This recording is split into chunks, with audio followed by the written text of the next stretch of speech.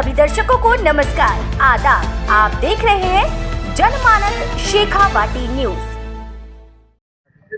बड़े दुख के साथ कहना पड़ रहा है कि जो कानून के रखवाले हैं, जिनसे हम लोग न्याय की उम्मीद करते हैं, वही कानून को तोड़ रहे हैं, कानून को अपने हाथ में ले रहे हैं। पप्पूराम मीणा, जिसको 6 दिन से लगातार पुलिस कस्टडी के अंदर टॉर्चर किया जा रहा था, विभिन्न प्रकार की यातनाएं दी जा रही थी और उसके कहीं पे भी कानून के मुताबिक किसी रिकॉर्ड के ऊपर उसे गिरफ्तार नहीं दिखाया गया। नहीं, जो उसके अधिकार हैं, जो हमारा कॉन्स्टिट्यूशन कहता है, संविधान के मूल अधिकारों के अंदर 21A में देह की स्वतंत्रता और देह की रक्षा का मूल अधिकार इंसान को दिया गया है। चाहे इंसान किसी भी प्रकार से कोई भी कार्य क्यों ना किया हो, लेकिन उसे कानून सम्मत सज़ा मिलती है और कोई भी इंसान कानून के ऊपर नहीं है। तो मेरा मानना है कि जिस प्रकार से ये कृत्य हुआ है, इसकी कड़े शब्दों में निंदा होनी चाहिए और जो दोषी लोग हैं उनके खिलाफ धारा 302 में मुकदमा दर्ज करके और उनकी गिरफ्तारियां होनी चाहिए।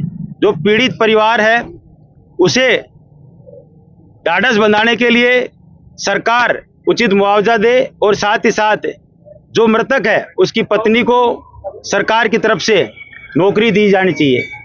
हम सभी समाज के वर्ग, सभी सर्व समाज के लोग खेतड़ी की इस धरा के ऊपर अन्याय के लिए सदैव लड़ते रहे हैं और लड़ते रहेंगे और पप्पूराम को भी न्याय मिलेगा। और इस चीज़ के लिए जब तक सरकार या सरकार के नुमाइंदे किसी भी तरह से आके पप्पूराम के परिवार के साथ में उसके मांगों को नहीं मानते हैं, तब तक हम लोग अनिश्चित काल तक बैठे रहेंगे। और आप सब लोगों के माध्यम से कह रहे हैं कि अन्याय सहन नहीं होगा। खेतड़ी की इस धरा पे कोई व्यक्ति गुनहगार है, उसे दंड देने का अधिकार भारतीय कानून को है, भारतीय न्यायपालिका को है। आप कानून के जरिए सजा दीजिए, कोई विरोध नहीं करेगा, लेकिन कानून को अपने हाथ में लेके आप खुद ही कोर्ट बन जाएंगे और खुद ही न्यायपालिका बनकर डिसीजन दे देंगे। ऐसा यहाँ नहीं चलेगा। इस प्रकार की व्यवस्था के हम सख्त खिलाफ हैं और इसका विरोध करते हैं। और सारा का सारा सर्व समाज खेतड़ी का एक साथ एकजुट होके, आज से पहले भी विरोध हुआ है और आज इसी बात को लेके सब लोग एकत्रित हुए हैं कि अन्याय के खिलाफ खेतड़ी की जनता हमेशा खड़ी रहेगी। और ये चीज आप देख रहे हैं निरंतर।